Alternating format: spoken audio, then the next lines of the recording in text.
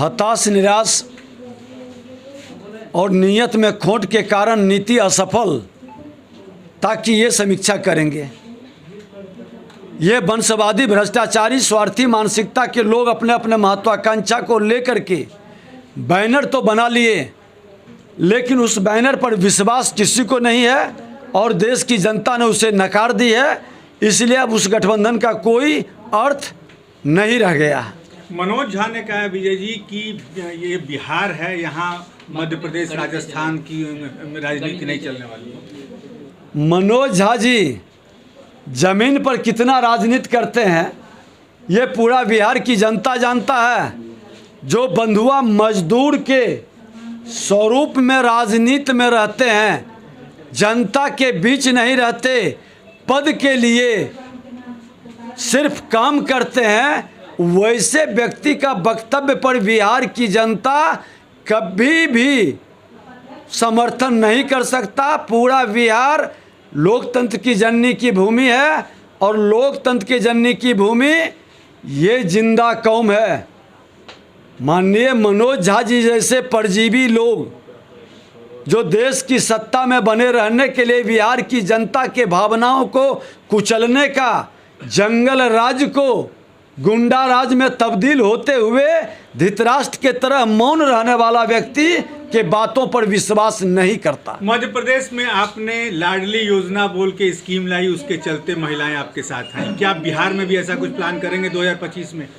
Bharatiya Janata party योजनाओं के साथ साथ लोगों के सम्मान, स्वाभिमान और आत्मनिर्भरता की ओर ले जाने का काम किया, भ्रष्टाचार मुक्त शासन देने का काम किया, सुशासन स्थापित किया।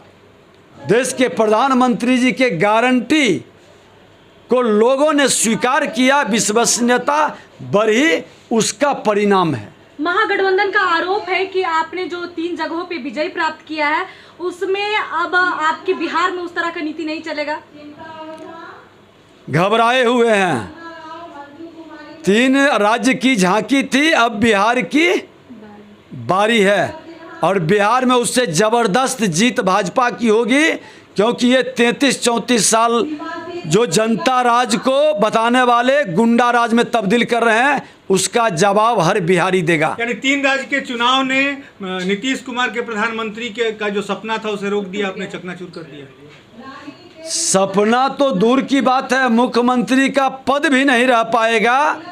और क्षेत्रीय दलों को किस तरह से लोगों ने नकारने का काम किया है और कांग्रेस ने अपने चक्रव्यूह में कैसे इनको समेट लिया, अब तो इनका क्या अस्तित्व बचा? राजद का, जदयू का क्या अस्तित्व बचा है? ये तो बी टीम कांग्रेस के हैं। तो कांग्रेस और भाजपा में डायरेक्ट लड़ाई है, बाकी कहाँ किसी की अब कोई जिम्मेवारी है? अरे भाई, जनता दल यूनाइटेड के लोगों को ये ना जानना चाहिए कि वो लोग जब चुनाव लड़े तो मेरे पंचायत में जितना मुखिया के उम्मीदवार को वोट आता है उतना पूरे जनता दल यूनाइटेड के उम्मीदवार को मध्य प्रदेश में वोट आया है। तब ये पार्टियों का कोई महत्व तो है नहीं, राष्ट्रीय स्तर पर इनका क्या योगदान है? पहले बिहार संभाल ही नहीं रहा है और ये लोग सपना बड़ा बड़ा देख रहे हैं। पिछले बार 2 ही सीट ना आया था, तो भाजपा की कृपा हुई कि आज 16 सीटों पर है। और मैं इतिहास बार बार दोहराता हूं कि 1995 में नीतीश कुमार जी की राजनीतिक हैसियत 6 सीट वाली थी और भाजपा 41 सीट वाली थी। मतलब 7 गुना अधिक ताकत के साथ होने के बावजूद भाजपा ने उनको कंधे पर बैठाया। और ऐसा नहीं है कि सिर्फ उनको बैठाया, लालू प्रसाद जी को भी कंधे पर बैठाकर मुख्यमंत्री बनाया। आदरणीय कर्पूरी ठाकुर जी को भी 69 और 77 में मुख्यमंत्री बनाने का काम किया।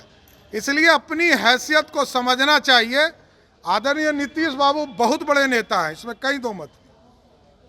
बिहार के मुख्यमंत्री हैं, लेकिन उनके अब आराम करने की जरूरत है। वो अब किसी लायक नहीं रह गए। 6 तारीख को मीटिंग भी होने वाली है। रुक गई बिहार तक की ना। 6 तारीख को मीटिंग होने वाली है। गाड़ी, अब कोई गाड़ी आना ही नहीं है उनका बिहार में सफाया होगा। और भगवान से मनाइए कि दोनों मिले रहे, दोनों को मिलाकर भी भारतीय जनता पार्टी हराने का काम। 6 तारीख को इंडिया के 6 तारीख को की बैठक है। तो उससे क्या होने वाला है? यदि वो बैठक कर लेंगे तो क्या कर लेंगे? बैठक करके ही क्या कर लेंगे? अरे नीतीश जी के जाने से मध्य प्रदेश में जब 5000 वोट ही ठीक होना है तो उसमें क्या होना है? हमको 46% वोट आया और कांग्रेस पार्टी को 40% वोट आया। मनोज झा ने कहा कि ये बिहार है, यहाँ मध्य प्रदेश और राजस्थान वाली गणित नहीं। देखिए, लालू यादव जी का तो चला ही नहीं, तो उनके प्रवक्ताओं का क्या चला?